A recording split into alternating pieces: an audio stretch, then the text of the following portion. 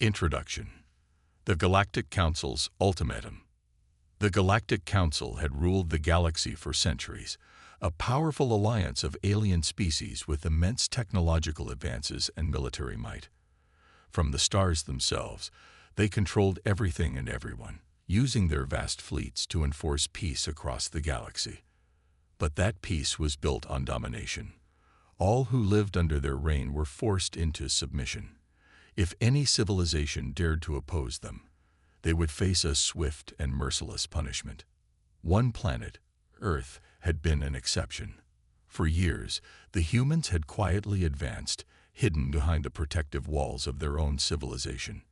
Earth was not part of the Galactic Council, nor did it submit to their rule. Humanity had always been different, reckless, ambitious, and brave. But their defiance would not go unnoticed forever. The Galactic Council had watched them closely, knowing their potential and fearing it. It wasn't until the year 2435 that the Council decided it was time to act. They sent a message to Earth, an ultimatum, a demand to submit or face complete destruction. The message was brief and blunt. The Galactic Council has decided that your time of independence has come to an end. You are hereby ordered to surrender to the Council or prepare for annihilation. You have 30 days to comply. The message was broadcasted across all media channels on Earth. Governments, military leaders, and citizens alike received the same chilling warning. Panic spread quickly across the planet. Some thought it was a bluff, that the Council was testing humanity's resolve. Others were terrified, convinced that their end was near. But among all the fear and confusion, one thing was clear. Humanity had never faced an enemy like this before. In the heart of Earth's capital, President Naomi Kane stood in a war room surrounded by her top advisors and military commanders. The silence was deafening. No one dared to speak first, as if the weight of the situation was too great for words. For years, Earth had prepared for moments like this, but no one had ever truly expected such a direct threat from the most powerful force in the galaxy. "We cannot bow to them," President Kane finally said, her voice steady despite the tension in the room. "We cannot surrender. If we give in now, we lose everything. Our freedom, our future, our very humanity." The room nodded in agreement, but there was still hesitation in their eyes. The Council's fleet could annihilate Earth in the blink of an eye. Their weapons could obliterate cities, planets, and entire fleets with ease. Could Earth really stand against such overwhelming power? General Harris, the leader of Earth's military forces, stepped forward. "Madam President, we are not prepared for a war of this magnitude. The Galactic Council has technologies we can't even begin to understand. Our best efforts at developing defenses have been slow, and we have no way of predicting what they'll do next. We must consider all our options." President Kane looked around the room. She could feel the weight of the decision pressing down on her shoulders. Every person in the room had their doubts, but they also had hope. Humanity had always survived by pushing through against impossible odds. If they could survive the wars of their own world, surely they could fight for their place in the stars. The Council's ultimatum had come with a heavy threat, but it also came with an opportunity. The opportunity to prove that humanity could not be subdued. "We won't surrender," President Kane declared firmly. "We will fight. It's not just for us. It's for every race, every species that has suffered under the Council's rule. It's for every planet that's been crushed beneath their boots. Humanity has faced impossible odds before. We can do it again." A murmur of agreement rippled through the room, but there was still the matter of how to fight back. Humanity's technological advancements were far behind those of the Galactic Council. They had no fleets that could match the Council's immense armadas. Their weapons were crude by comparison. It would take time to develop new technologies capable of standing up to such an enemy. And yet, in that moment, one of the scientists from Earth's top research labs, Dr. Marcus Doyle, stood up and spoke. "We may not have the firepower they do, but we have something they don't: human ingenuity. We've already been working on a new weapon that could turn the tide. It's untested, but with the right adjustments, It could be the key to defeating them. President Kane turned to him, intrigued. "What is it?" Dr. Doyle hesitated for a moment before answering. "It's a new type of energy weapon, one that could disrupt their shields and armor. But it's still in the early stages of development. We'd need time to refine it and prepare it for battle." The room fell silent. Time was something they didn't have. The Galactic Council had given them only 30 days. Humanity had to act fast. "We don't have 30 days, General Harris said, his voice laced with urgency. "We need to move now." President Kane nodded, her face resolute. "Then we make those 30 days count. We use every resource at our disposal. We fight back with everything we've got." The decision was made.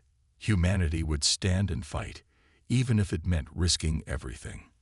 They would no longer cower in the shadows, hoping that the Council would forget about them. The time had come for humanity to make its mark on the galaxy. The countdown had begun. The Galactic Council had issued their ultimatum, and now humanity would show them what it meant to face the consequences of underestimating Earth. The next 30 days would change the fate of the galaxy forever. Humanity's decision. The time had come. The Galactic Council's ultimatum had been delivered, and Earth had just one choice: submit or face complete destruction. Across the planet, fear had set in.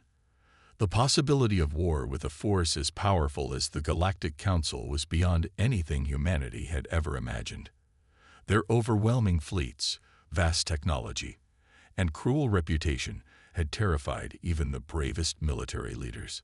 But in the quiet moments after the ultimatum had been broadcast, something else began to stir: defiance. Humanity had always been a species that thrived in the face of adversity.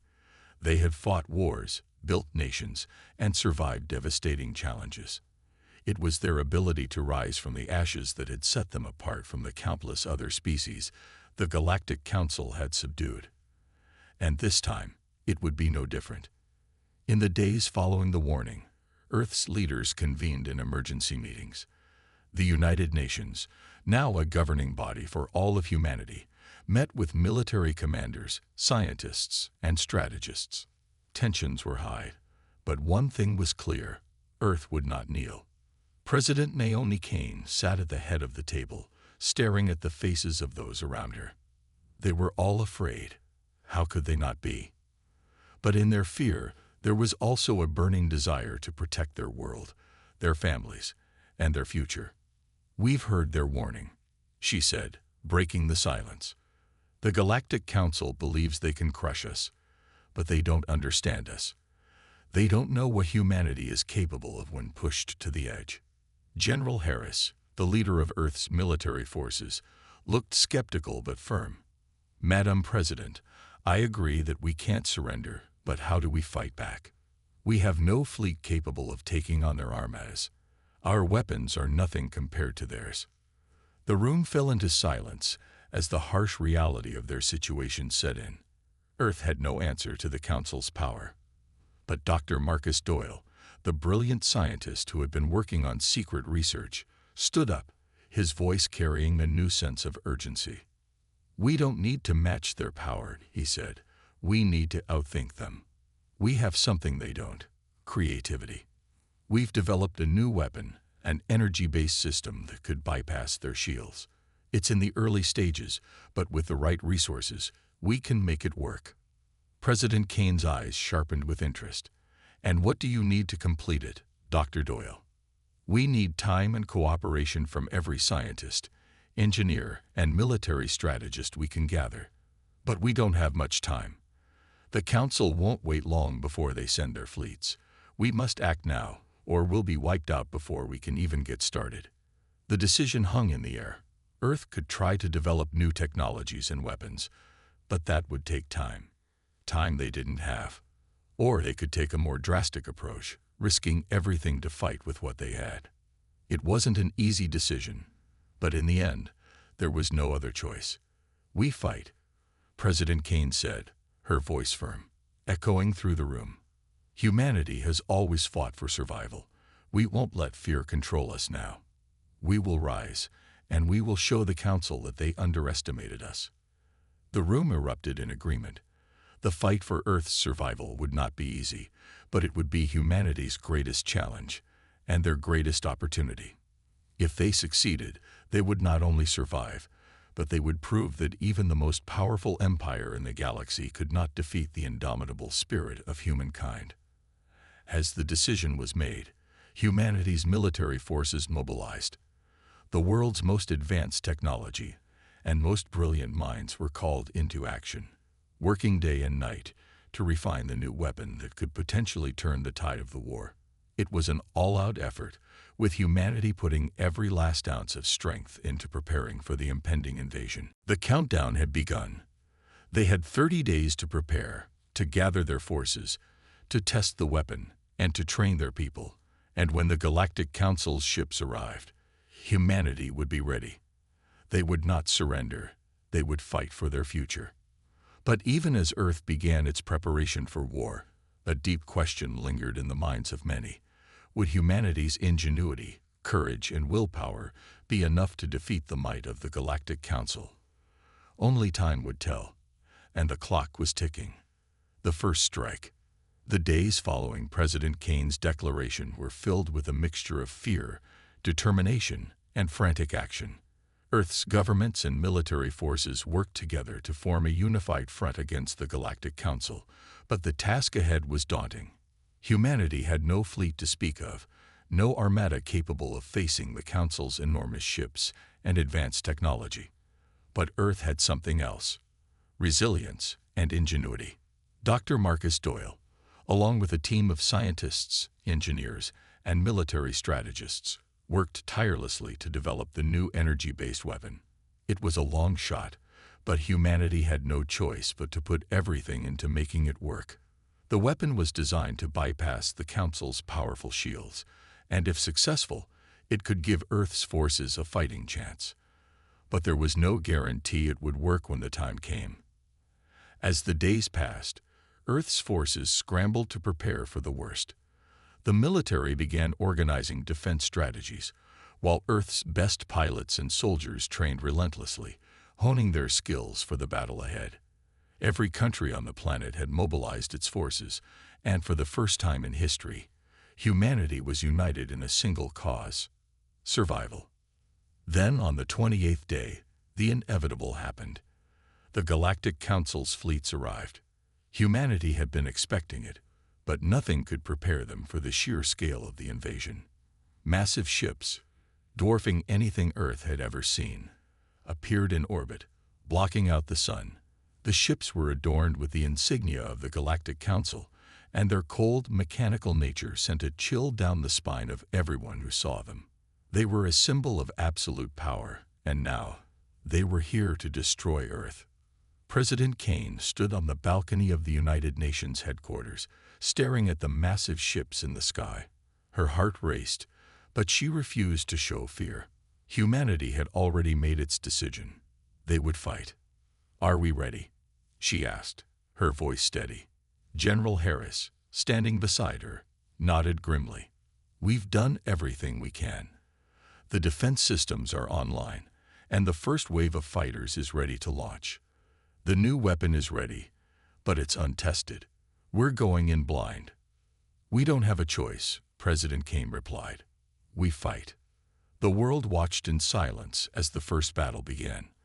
The sky above Earth was filled with the roar of ships and the flash of weapons as humanity's forces engaged the Galactic Council's fleets. Earth's military forces, though outgunned and outclassed, fought with an intensity that surprised even the Council. Fighter jets swarmed the skies, dodging laser blasts and striking back with everything they had. But the Council's ships were massive, their shields nearly impenetrable, and their weapons devastating. As Earth's fighters were engaged in battle, the new energy weapon was deployed for the first time. Humanity held its breath as a massive beam of concentrated energy shot into the sky, aimed at one of the Council's ships. The beam hit its target, and for a moment there was silence. Then, with a loud explosion, the ship's shields shattered, and the weapon tore through its hull. The Council ship began to break apart, and debris rained down to Earth below. It worked. The news spread like wildfire across the planet. Humanity had struck a blow to the Galactic Council, and for the first time, the invaders were on the defensive. The weapon had proved effective, but the cost of the battle was high. Hundreds of human fighters had been lost, and many cities were left in ruins from the Council's retaliation. But Earth had taken the first step toward victory.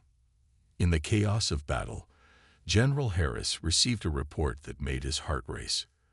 "There's a second wave coming," his lieutenant reported. "It's bigger. The Council is sending their elite forces." The Council was not backing down. They would not be defeated so easily.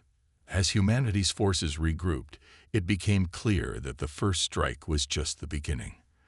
The Galactic Council would not let Earth go without a fight. They had underestimated humanity's resolve, but they would now bring their full force to bear. President Kane stood before the military leaders, her face set in a determined expression. "This is only the beginning. We've shown them that we're not going to lay down and die. Now we prepare for what's next." The battle was far from over. The first strike had given humanity a glimmer of hope, but the true test was still ahead. The Galactic Council would not rest until Earth was subdued. Humanity had taken its first step in this fight for survival, but the road ahead would be long and full of unimaginable challenges. As the sky darkened with the arrival of more Council ships, Earth's people knew one thing for sure: they would not give up. Humanity's vengeance had begun, and the fight for their survival had only just begun. The rebellion spreads. The battle above Earth had been a shocking success, but it was only the first skirmish in what was destined to become a long and bitter war. The Galactic Council had expected to crush humanity with a single blow, but they had been caught off guard by Earth's resilience and the unexpected effectiveness of their new weapon. The Council's forces were powerful, but they were not invincible. While Earth's forces regrouped and planned their next move, something remarkable began to happen. Word of humanity's unexpected victory spread like wildfire across the galaxy. Other planets, many of which had been under the cruel control of the Galactic Council for centuries, started to take notice. They saw Earth's defiance as a beacon of hope, a signal that they, too, could stand up to their oppressors. Resistance movements that had long been suppressed, stifled, or silenced began to rally in secret. The planets that had suffered under the Council's rule, planets filled with different species, many with their own histories of fighting against tyranny, started to organize. They reached out to Earth, offering their support. On Earth, President Naomi Kane knew this was the beginning of something much bigger than just a fight for survival. It was the beginning of a rebellion. Humanity's struggle against the Galactic Council had ignited something inside the galaxy's oppressed people, a spark of resistance. It wasn't long before Earth began receiving transmissions from these resistance groups. They shared their intelligence, their resources, and most importantly, their hope. The Galactic Council's control over the galaxy was based on fear, and now that fear was beginning to crack. The rebellion was growing, and Earth had unwittingly become the symbol of a galaxy-wide uprising. But with the growing rebellion came growing dangers. The Galactic Council was not oblivious to what was happening. They had always crushed uprisings quickly, and this time would be no different. In response to humanity's defiance, the Council began to send more ships, more forces, and more military might to Earth's orbit. They would not let Earth's rebellion spread any further. Despite the Council's tightening grip, the resistance movements continued to grow. The alien species who had once cowered under the Council's rule now saw the strength of Earth's resolve, and they began to join the fight. One such group, the Delarian people from a distant planet in the Outer Rim, reached out to Earth's military. They had long suffered under the Council's oppressive reign, and their planet had been stripped of its resources for decades. The Delarians had technology that could aid humanity, weapons capable of further damaging the Council's fleets. They agreed to join Earth in its fight, offering their best scientists and engineers to help improve the new energy weapon. On Earth, the military began preparing to expand the battlefield. They no longer fought alone. As more alien species joined the cause, They'd pooled their knowledge and resources, and Earth's weapon was further refined. The Dalarians were skilled engineers, and together with Earth's best minds, they developed new countermeasures for the Council's ships and advanced tactics for the war. Resistance leaders from across the galaxy also began to send their fighters to Earth, providing training and support for the growing rebellion. As the training sessions took place, humanity's forces were beginning to understand that they were not just fighting for Earth, they were fighting for the freedom of all who had been oppressed under the Council's iron fist. Humanity's military leaders were now focused on organizing joint operations with the various resistance groups. They began sending ships to various sectors of the galaxy to assist in freeing other planets from the Council's grip. The resistance strikes were quick, surgical, and effective, damaging the Council's fleets and weakening their control.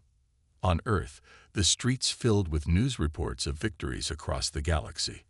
As each victory was broadcasted, the hope of humanity and the galaxy grew. But it was also clear the Galactic Council was not giving up. They would respond with even more fury. Earth and its allies had struck a blow, but the Council would strike back harder. President Kane watched the broadcasted victories in her office. Despite the progress, the reality of the war hung heavy. Every victory came at a cost. Lives were lost, planets were destroyed in retaliation, and even the resistance was feeling the strain. The war was far from over. "The Council will retaliate," General Harris warned as he watched a map of the galaxy on the display screen. "They won't let this slide. They will strike back, and they will come with everything they have." President Kane nodded. "We need to be ready for that. The resistance is growing, but we can't afford to be complacent. We've made allies, but we're still the underdogs in this fight." General Harris agreed. "We need to hit them before they can fully regroup. We've taken some of their territories, and now it's time to press our advantage." It was clear that humanity had opened a door that, once opened, could not be shut. The rebellion was no longer just about one planet's survival. It was about the galaxy. It was about the future. And while the Council was no longer in control of everything, they still had the power to crush Earth and its newfound allies. The rebellion was spreading, and now it was all about timing. The Galactic Council was on the offensive, and Earth had to prepare for the worst. But humanity had already proven one thing: they would not go down without a fight. They had become more than just a planet. They had become a symbol of resistance. And as the rebellion spread, they knew they had to stand together or fall separately. The galaxy was about to change forever. The Council strikes back. The Galactic Council's response was swift and brutal. The first wave of humanity's victories across the galaxy had rattled their confidence, and they were determined to reassert their dominance. The Council had underestimated the resolve of humankind, and now they intended to crush the growing rebellion once and for all. Earth and its newfound allies had become a real threat, and the Council would not allow this challenge to stand. In the vastness of space, massive warships, more powerful than anything Earth had ever encountered, began to mobilize. The Council's elite forces, known for their ruthless efficiency, were dispatched to the front lines.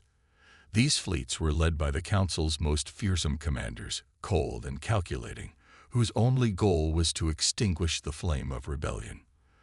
They had already begun to tighten their grip on the galaxy once more, targeting key resistance planets and destroying anything that stood in their way. On Earth, the war effort had intensified. Humanity had begun to regroup after the initial strike, using their new weapon to inflict damage on the Council's forces. But as the Council's retaliation loomed large, President Naomi Kane knew that the time for small victories was over. They had fought bravely, but the true test was still ahead. The Galactic Council was now bringing everything to bear. "General Harris," President Kane said, standing in the war room, her gaze fixed on the screen displaying the approaching Council fleets. "We've seen their power, but we've also seen their weakness. The Council underestimated us. Now, we need to strike while their forces are spread thin." Harris nodded, but there was a grimness in his eyes. The Council's elite forces are unlike anything we faced before. Their ships are massive, their weapons devastating. We'll need every last bit of firepower we have, and more, to make any kind of impact. We have more than just firepower now, President Kane replied, determination in her voice. We have the galaxy's support, we have the resistance, and we have the will to fight, but we cannot afford to wait. The Council will not give us another chance. The Galactic Council's elite forces were closing in on Earth's defenses, and the pressure was mounting. Humanity's allies, the Delarians, the Vrogan, the Zephyrians, and many others, had sent their ships, but it was clear that this fight would be like no other.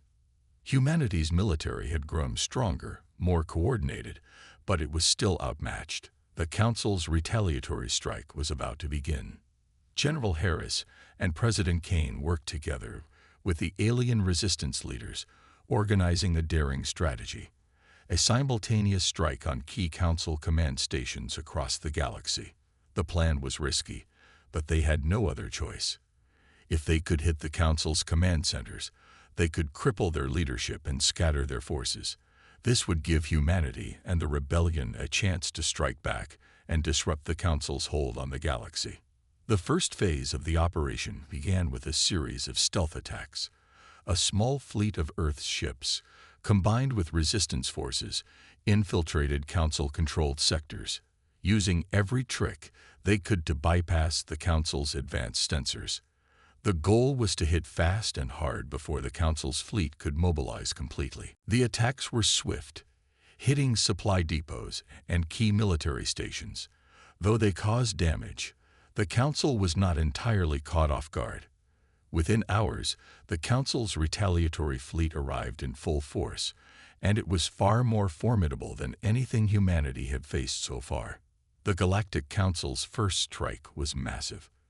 Dozens of capital ships appeared from hyperspace, their weapons blazing with terrifying power. The Council's new weaponry was devastating. Massive ion cannons that could obliterate entire fleets in a single shot, energy shields stronger than anything humanity had yet encountered. The Council had come prepared to crush the rebellion once and for all. Earth's forces and their allies fought valiantly, but the gap in power was undeniable. Ships were destroyed by the dozen, and humanity's greatest asset, their surprise factor, was no longer enough. The Council was relentless, striking at Earth's defenses, bombarding resistance planets, and showing no mercy. Every victory humanity had fought for was met with a cruel counterattack, and the galaxy seemed to be slipping back into the Council's grip. It was at this darkest moment that humanity's final weapon, the energy-based device, was put into play. After months of refinement, Dr. Marcus Doyle's team had developed a new version of the weapon, capable of delivering a concentrated, devastating pulse of energy. They believed this final weapon could break the Council's most formidable shields and potentially bring down their massive ships. The new weapon was deployed in a desperate attempt to turn the tide of battle. It was humanity's last card. If it failed, they would have nothing left to fight with. As Earth's forces faced near-total annihilation, the energy weapon was fired. The pulse of energy shot through space, hitting the closest Council ship. For a moment, nothing happened. Then, as the pulse hit the ship's energy shield, the shield flickered, then exploded. The ship's hull was pierced, and it began to break apart, piece by piece. The weapon worked. The unexpected success of the energy pulse sent shockwaves through both the Council and the rebellion. Humanity had once again proven that they could not be underestimated, but the victory was short-lived. The Council would retaliate with even more force, and they had not yet thrown everything they had into the battle. "General," President Kane said, her voice full of resolve, "this is just the beginning. We've dealt them a blow, but we need to be ready. The Council is coming. They'll stop at nothing to finish what they started." And so, humanity's fight for survival continued. The Council had struck back with everything they had, but Earth had proven that it could stand against even the most overwhelming odds. The rebellion, now more than ever, had a chance to win. But the final battle was still ahead. Humanity's triumph. The battle between Earth and the Galactic Council had raged on for weeks, and humanity had endured against seemingly insurmountable odds. But the tide of war was beginning to shift. With each battle, humanity's resilience grew, and Earth's allies, the Dalarians, Zephyrians, Vrogan, and others, fought alongside them, forging the united front. Together, they had begun to deal a crippling blow to the Council's once unbreakable power. The Galactic Council had not expected humanity to stand up so forcefully. Their elites had underestimated Earth's ability to adapt, learn, and innovate. Time and time again, humanity's ingenuity had saved them, but they knew the fight was far from over. The Council, now enraged by humanity's continued defiance, had dispatched even more powerful fleets to finish the job. Their massive ships and unrelenting military forces loomed large over the galaxy, ready to wipe out every last trace of rebellion. But humanity was not about to back down. The last few weeks had been intense. Earth's military, bolstered by their alien allies, had successfully neutralized several of the Council's most strategic outposts. They had taken back entire sectors of space once controlled by the Council. The energy weapon, developed by Dr. Marcus Doyle and his team, had proven to be humanity's ace in the hole, able to breach the Council's toughest defenses. But now, humanity needed to deliver the final blow to the Council's command structure. President Naomi Kane knew this was it. There would be no turning back. This would be the final push, the all-out assault on the Galactic Council's Central Command Station, the heart of their operations. If they could cripple this station, the Council's ability to coordinate their fleets would collapse. The rebellion, united in purpose and strength, would win. But to achieve this, they would need to attack deep into enemy territory, risking everything they had left. The Council's strongest forces were concentrated in and around the command station, and they would stop at nothing to defend it. In the war room, President Kane stood surrounded by her commanders. The tension was thick, but there was a sense of purpose in the air. Earth's forces had been through so much, countless lives lost, entire planets devastated. But they had never wavered. Humanity had proven its strength, its unity, and now it would show the galaxy that they were not to be underestimated. "We've taken back several key planets," General Harris said, his voice steady but grave. "But the Council's command center is still operational. If we strike now, we can cripple their ability to fight back. But their defense fleets are more powerful than anything we faced. Our losses will be heavy." President Kane's eyes hardened. "We've already lost so much. We cannot stop now. If we succeed, the galaxy will be free. We have the advantage. The Council will be spread thin from all the resistance we fought. We've proven they're not invincible. Now it's time to show them that the galaxy is no longer theirs to control." With that, the strategy was set. The rebellion's combined fleet would launch a direct assault on the Council's command station, while smaller fleets attacked key communication hubs to disrupt their defense systems. Earth's forces would lead the charge, with the weapon that had turned the tide in their favor ready to strike again. As the battle began, the combined forces of Earth and their allies surged forward. The Council's fleets met them head-on in space, and a massive space battle unfolded. Lasers, missiles, and explosive shockwaves, lighting up the darkness of space. But this time, the rebels were prepared. Their ships, powered by the knowledge and technology shared by the resistance movements, held their ground. The energy weapon was used strategically to disable the Council's shield systems, allowing the fleet to punch through the Council's defense lines. For every ship the rebels lost, they struck back twice as hard. The tide of battle had shifted, and humanity, along with their allies, fought like never before. They had already proven their bravery, but now they were showing their brilliance. This was no longer just a fight for survival.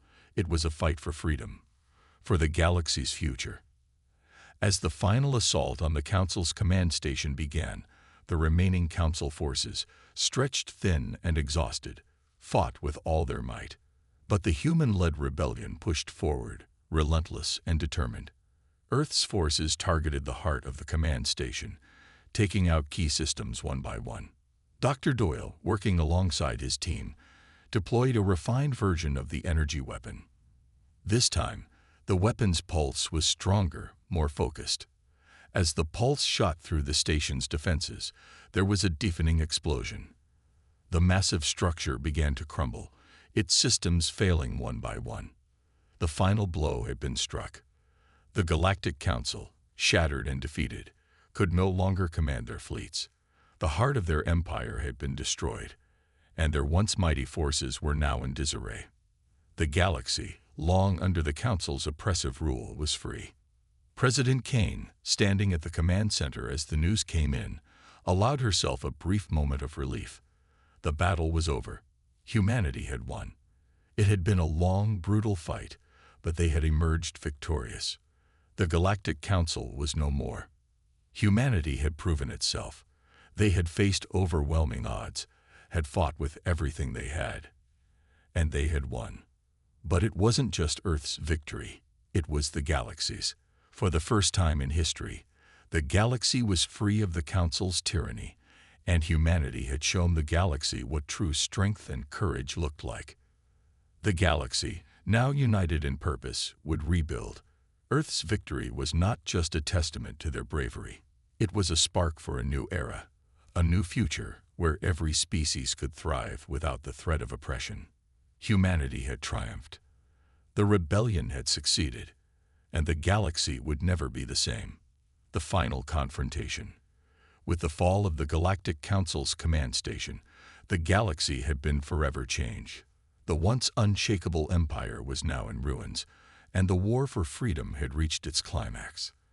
The immediate danger had passed, but a new reality had dawned.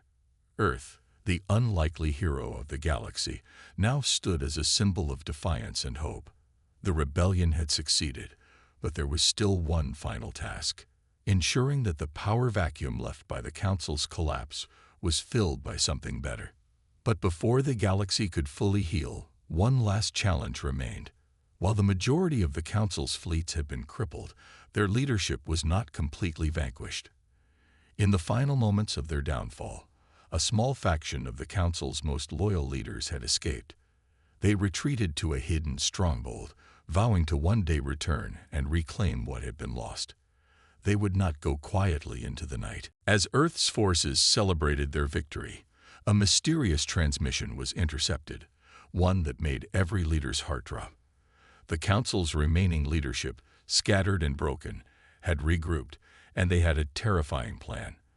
They had developed a new weapon, one more powerful than anything humanity had ever faced.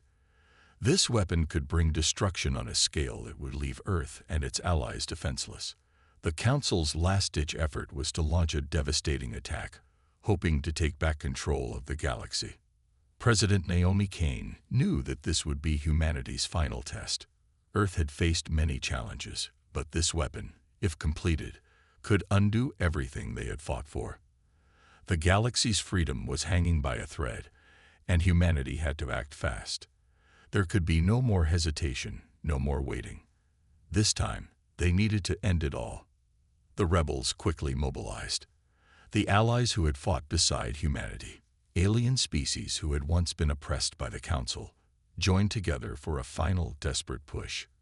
Earth's forces and the rebel fleets gathered, preparing for the ultimate confrontation.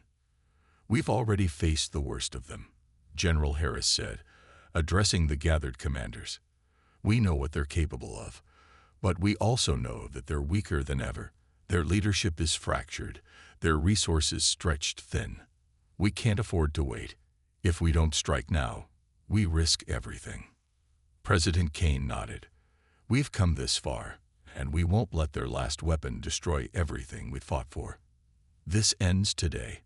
We'll hit them hard, and we'll hit them fast." With that, the final battle began. Humanity's forces, alongside their allies, launched a full-scale assault on the Council's hidden stronghold. Their mission was clear: destroy the weapon before it could be deployed. The warships, fighters, and the advanced energy weapons that had once turned the tide now became humanity's most potent tools in a fight that would decide the future of the galaxy.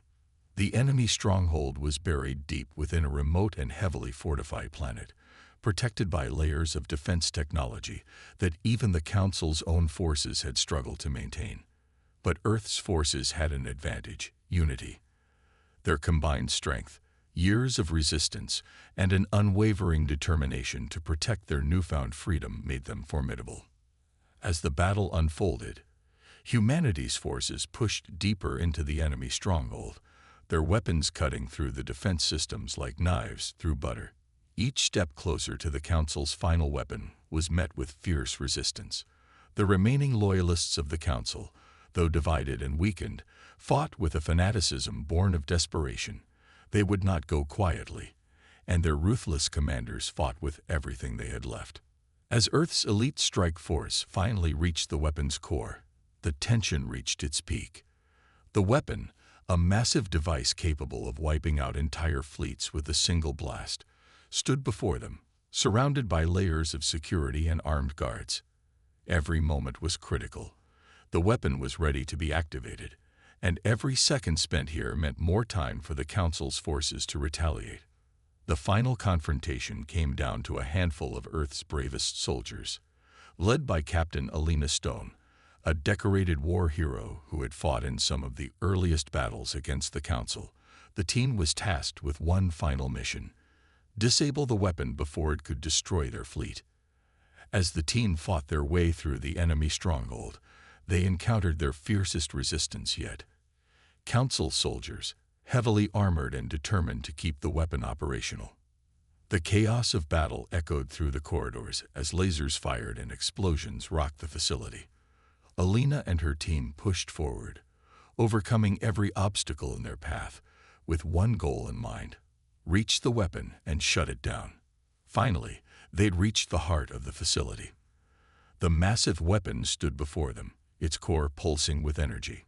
With only minutes to spare, Alina made the call: "We need to disable it now, before it's too late." The team set to work, using every piece of knowledge they had gathered from their previous encounters with Council technology. It was a race against time. Sweat dripped from their faces, and the sound of gunfire reverberated through the walls. The countdown to the weapon's activation had already begun, but with a final push, Alina and her team succeeded in disabling the core, sending a massive electrical pulse through the facility and rendering the weapon useless. The moment the weapon was deactivated, the entire stronghold trembled. The shockwave from the failed weapon sent a pulse of energy into the sky, signaling to the fleets in orbit that the battle was over. The Galactic Council's last hope had been destroyed. The remaining Council forces, seeing their weapon neutralized and their stronghold falling, surrendered. Their commanders, broken and beaten, were taken into custody, and the galaxy was finally free from their rule. As President Kane watched the last of the Council's forces fall, a sense of relief washed over her. The galaxy was no longer in the hands of the Council. The rebellion had succeeded, and humanity had emerged victorious. The long, dark years of oppression had come to an end. The galaxy was free, and Earth had played a pivotal role in shaping the future. Humanity had triumphed, not just for themselves, but for the entire galaxy. The final confrontation had proven one thing: when united, even the most powerful empire could not stand against the will of a free people. The war was over, and peace had begun to blossom across the stars.